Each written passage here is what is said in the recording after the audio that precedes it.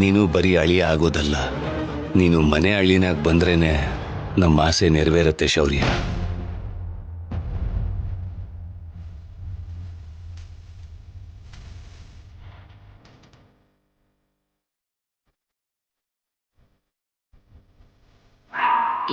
ಲೇ ಮಗನೇ, ಈ ಪ್ರಪಂಚದಲ್ಲಿ ಮುಖದ ಮೇಲೆ ಮೀಸೆ ಇರೋ ಯಾವ ಗಂಡಸು ಕೂಡ ಮನೆ ಎಳಿನಾಗಿ ಬರೋದಕ್ಕೆ ಒಪ್ಕೊಳ್ಳಲ್ಲ.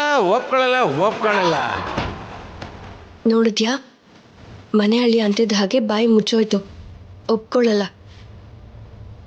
ಮನೆ ಅಳಿ ಅಂತ ಹೇಳಿದ್ರೆ ನಾನು ಒಪ್ಕೊಳ್ಳಲ್ಲ ಅಂತ ಈ ವಿಷಯನ ಅಡ್ಡ ಇಟ್ಕೊಂಡು ಈ ಮದುವೆ ನಿಲ್ಲಿಸ್ಬೇಕು ಅಂತಿದ್ಯಾ ರಾಜಲಕ್ಷ್ಮಿ?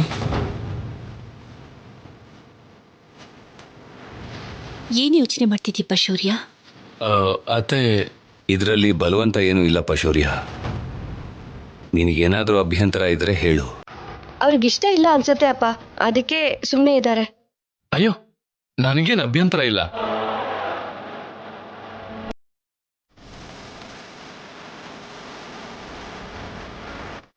ಅಭ್ಯಂತರ ಇಲ್ವಾ? ಸರಿಯಾಗಿ ಕೇಳಿಸ್ಕೊಂಡ ಮಾತು ಹೇಳ್ತಿದ್ದೀರಾ? ಸರಿಯಾಗಿ ಹೇಳ್ತಿದ್ದೀನಿ ರಾಜಲಕ್ಷ್ಮಿ, ಸಂತೋಷವಾಗಿ ಒಪ್ಕೋತಾ ಇದ್ದೀನಿ.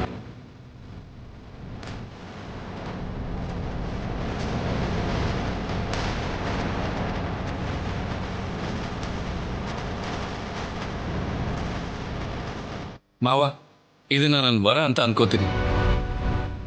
ದೇವಾಲಯ ತರ ಇರೋ ನಿಮ್ಮ ಮನೇಲಿ ನಿಮ್ಮಂತ ಒಳ್ಳೆ ಜನರ ಮಧ್ಯದಲ್ಲಿ ನನಗೆ ಮನೆ ಅಳಿಯಾಗಿ ಶಾಶ್ವತ ಸ್ಥಾನ ಸಿಗುತ್ತೆ ಅಂದ್ರೆ ಅದನ್ನ ನಾನು ಪೂರ್ವಜರ ಪುಣ್ಯ ಅಂತ ಭಾವಿಸ್ತೀನಿ.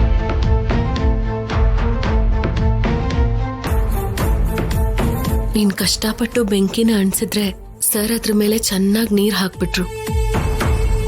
ಇನ್ನ ನೀನೇನು ಮಾಡಕ್ಕಾಗಲ್ಲ, ಎಲ್ಲ ಮುಗೀತು ಅಂತ ನೀನ್ ಅನ್ಕೋತಿದ್ಯಾ, ನಾನ್ ಅನ್ಕೋತಿಲ್ಲ. ಯಾರೇನೇ ಹೇಳಿದ್ರು ನನ್ನ ಪ್ರಯತ್ನ ನಿಲ್ಲಲ್ಲ. ಅಪ್ಪ, ಈಗ ನಿನಗೆ ಸಂತೋಷ ಅಲ್ವೇನಮ್ಮ ರಾಜಿ? ಸಂತೋಷನೇ ಅಪ್ಪ.